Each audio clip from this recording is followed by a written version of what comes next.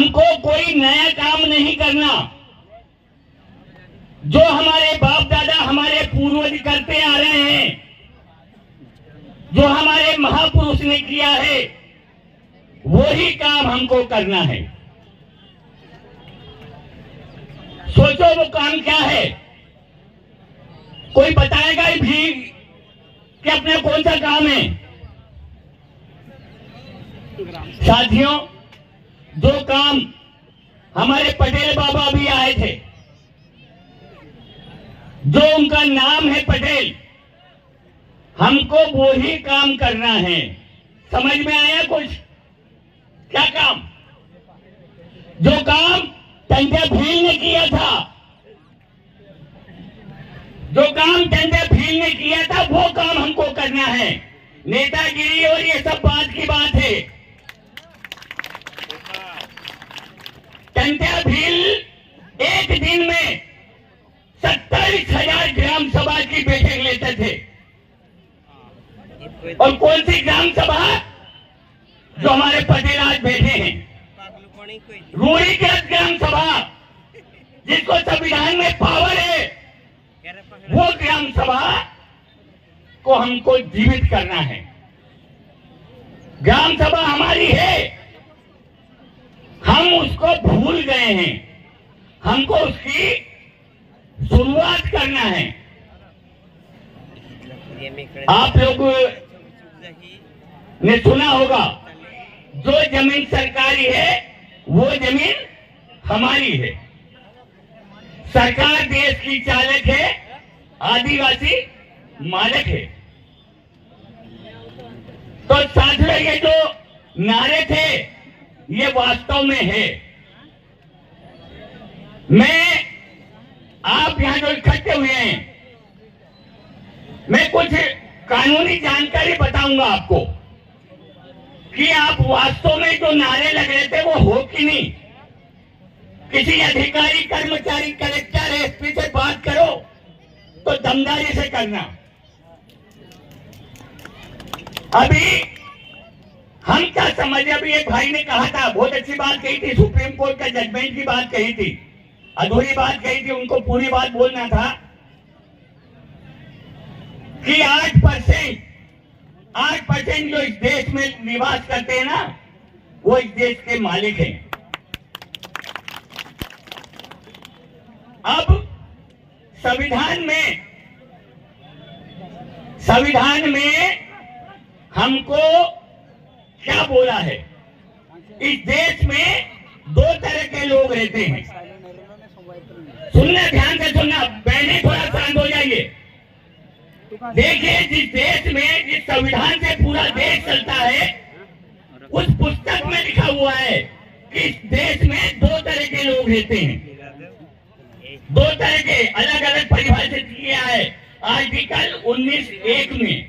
संविधान में जो आर्टिकल है ना, 19(1) में परिभाषित किया है कि इस देश में 2 तरह के लोग रहते हैं। एक साधारण और एक असाधारण। साधारण मतलब आम पब्लिक, उनको मैं मेरी भाषा में कीड़े मकोड़े बोलूंगा। असाधारण और असाधारण। असाधारण मतलब होता है विशेष, खास। और खास आदमी कौन है? हम 8% लोग हैं। ये चीज हमको ध्यान में रखना है।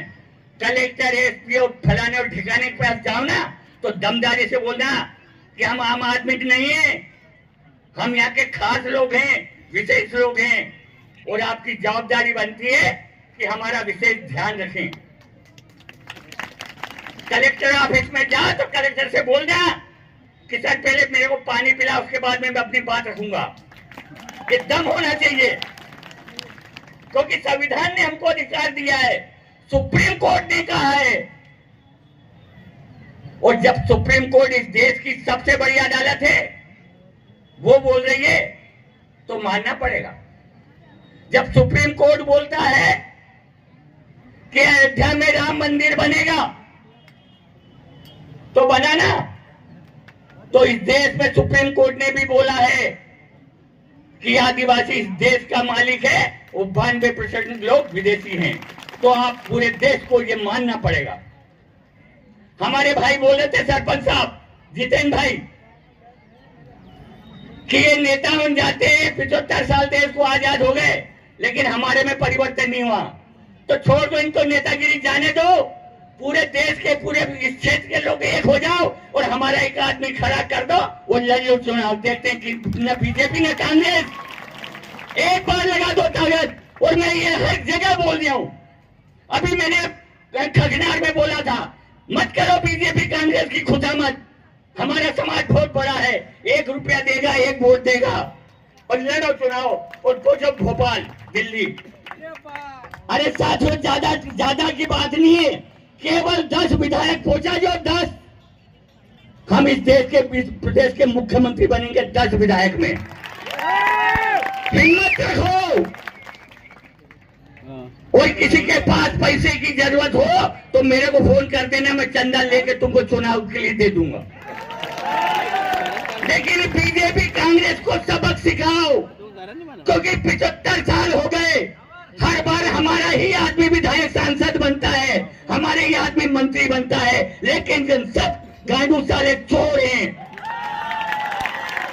तो साथियों, इनके भरोसे हमारा समाज अब ऊपर नहीं आएगा। हमारी जो युवा टीम है, बिरसा मुंडा जिनकी आपने आज स्थापना की है, जिनकी आपने आज स्थापना की है, उनका नारा है, उनका कहना है कि साथियों, इस देश में दुश्मनों से लड़ना है, अकेले नहीं लड़ना है।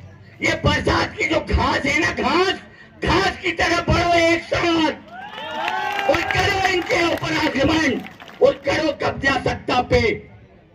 कब तक इनकी गुलामी करेंगे? कब तक हमारी माँ बहन की इज्जत को लूटते देखेंगे? साथियों, देख लो, उदाहरण आपका मणिपुर का है। मणिपुर में 3 दिन से आग लगी है, चिताएं बुझ नहीं रही है, मकान जल रहे हैं, हत्याएं हो रही है, बाप के सामने बेटी की हत्या, बेटी के सामने भाई की हत्या। क्या हो रहा है?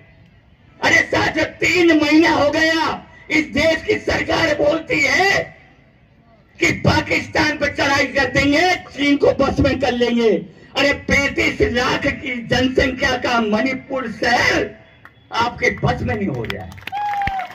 सोचने वाली बात है। अरे एक बार गुजरात में दंगा हुआ था, गोधरा में इतना भयंकर दंगा हुआ था, 3 दिन में कंट्रोल कर लिया। लेकिन यह 3 महीने हो गए, आदिवासियों को खत्म करते हुए, आदिवासी बहन बेटों की इज्जत लूटते हुए, घर जलाते हुए, उनकी लाश को हम नहीं उठा पा रहे, हमारे आदिवासी भाइयों की। और ये सरकार कह रही है कि हम इतने ताकतवर हैं, हम विश्व गुरु बन रहे हैं। तो साथियों, सोचो इसके पीछे साजिश क्या है? इसके पीछे साजिश हर भाई बहन को समझना पड़ेगा। इसके पीछे साजिश है कि इस देश से आदिवासियों को नामो निशान खत्म करना। ये मणिपुर तो एक उनका टेलर है, मणिपुर एक प्रयोग है, एक प्रैक्टिकल कर रहे हैं कि मणिपुर पे आदिवासियों के ऊपर जुर्म क्या होता है, तो देखते हैं देश के कितने आदिवासी आवाज उठाते हैं। ये उनका प्रैक्टिकल है, इसको समझना पड़ेगा, इनकी चाल को समझना पड़ेगा। आज हमारे देश में ले लो, नीमच में कन्हैया भील, जिसको ट्रक से बांध के घीसा जाता है, वो जब तक घीसा जाता है, जब तक उसकी मर नहीं जाता है। वो कन्हैया भील गरीब आदमी था बेचारा। नेमावर में 5 बेटियों को 10 फीट गड्ढे में गाड़ दिया जाता है। सीधी सी घटना देख लो, हमारे चेहरे पे, मुंह पे पेशाब किया जाता है। अभी ताजी बात सतना की ले लो, जहां मैयर मंदिर के 500 कदम दूर एक हमारी 14 साल की बेटी के साथ बलात्कार करके उसके गुप्त में 14 फीट लंबी लकड़ी डाल दी जाती है। और हम क्या कर पाए? क्या ऐसे ही नाचते गाते रहेंगे? साथियों, नाचने गाने का समय गया। तो साथियों, एक और बात बता दूं, हम यहाँ नाचने गाने आपसी भाईचारा बिगाड़ने, लड़ाई झगड़ने, छोटी छोटी बातों में मशगूल हैं। और वहां केंद्र की सरकार हमारे पूरे अधिकार नए नए नियम बना के बदल रही है। अभी एक वन संरक्षण कानून 2023 आया भी 8 दिन पहले, जो हम आदिवासी भाइयों को जो 2 एकड़ 4 एकड़ 5 एकड़ जो जमीन मिलती थी ना पट्टे पे, वो अधिकार हमसे अभी छीन लिया। 8 दिन पहले की बात है, लेकिन हमको नहीं पता है। हम तो नाचने में मशहूर हैं। हम कहां जाएंगे? हमारे बच्चे कहां जाएंगे? जल जंगल जमीन पे हमारा अधिकार है। अरे वन अधिकार कानून में लिखा है, पुस्तक में, आपने पढ़े नहीं है। लड़ाई लड़ते हम। अभी हमारे बुरहानपुर के 80 गांव जला दिए, सफा कर दिए, गोली मारी हमारे भाइयों को। उनका कसूर क्या था कि वो जमीन साफ करके खेती कर रहे थे, यही कसूर था ना।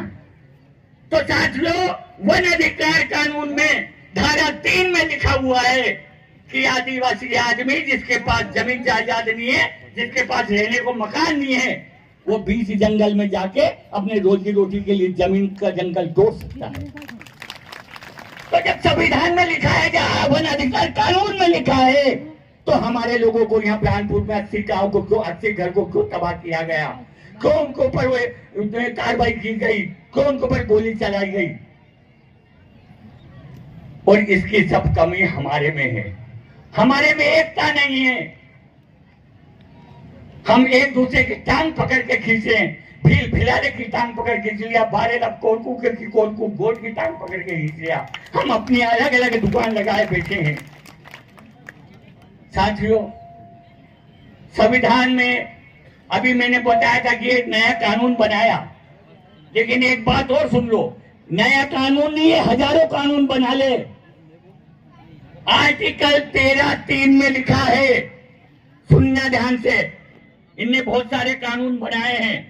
13(1) में लिखा है कि ये जितने हमारे आदिवासियों के कानून बनाए हुए हैं संविधान में, जो हमको अधिकार है, वो मोदी नहीं, मोदी के बाप की सरकार आ जाए तो भी नहीं बदल सकती। ये संविधान के 13(1) में लिखा हुआ है। और 13(2) में लिखा हुआ है कि 1950 के बाद जितने भी आदिवासियों के हितों के लिए कानून बने हैं, उसको भी राहुल या सोनिया गांधी या मोदी का बाप भी नहीं बदल सकता। तो ये चीज हमको समझना पड़ेगा। ये कानून कायदे हमको सीखना पड़ेगा। देश संविधान से चलता है, सुप्रीम कोर्ट कागज से चलता है, कागज लिखा पढ़ी से चलता है, और हम मुखाग्र लड़ते हैं। जहां भी जाते हैं मुखाग्र लड़ाई लड़ते हैं। अब हमको इनकी भाषा में इनसे लड़ाई लड़ना पड़ेगा। ये संविधान से लड़ते हैं, हमको भी संविधान से लड़ना पड़ेगा। ये वनाधिकार कानून से लड़ते हैं, हमको भी वनाधिकार कानून से लड़ना पड़ेगा। इन लोगों की बड़ी मेहनत है। इन्होंने संविधान 1000 बार पढ़ा है और इसमें से हमारे अधिकार को छाटा है कि कौन कौन से हमारे अधिकार है। कई बार पढ़ा है। इन जो टीमों का नाम गिनाया ना इन लोगों ने, बहुत इन्होंने उसकी छलनी करी, उसको पढ़ा है। जब उसमें से हमारे अधिकार पता चले हैं, तो मैं एक बात बता दूं, हमारे गांव में गरीब भाई लोग बहुत हैं, समझते नहीं कानून, पढ़े लिखे भी नहीं समझते हैं। तो संविधान की जो पुलिस की जो पुस्तक है, सीआरपीसी और आरपीसी है ना, सीआरपीसी की पुस्तक में लिखा हुआ है धारा 5, दोनों पुस्तक में धारा 5 पे लिखा हुआ है कि आदिवासी पे कोई सी भी धारा लागू नहीं होती। तो साथियों देखो, संविधान हमारे पक्ष में, सीआरपी आरपीसी हमारे पक्ष में, वन अधिकार कानून हमारे पक्ष में, भू राजस्व संहिता हमारे पक्ष में, लेकिन ये भी सरकार हमारी नहीं सुन रही। क्यों नहीं सुन रही? उसकी वजह हम हैं, क्योंकि हम एकजुट नहीं हैं। हम बिरसा मुंडा के कहने पे नहीं चल रहे हैं। तो मेरा आपसे आह्वान है कि बिरसा मुंडा के आदर्श पे चलो। जो बिरसा मुंडा ने कहा था कि घास की तरह बढ़ो, तो कितने को मारेगा? एक को मारेगा, दो को मारेगा सरकार, या फिर कितने को मारेंगे? लेकिन जब पूरी समाज एक साथ बढ़ेगी तो कोई हमको मार नहीं सकता। साथियों, जय जोहार, जिंदाबाद, जय आदिवासी।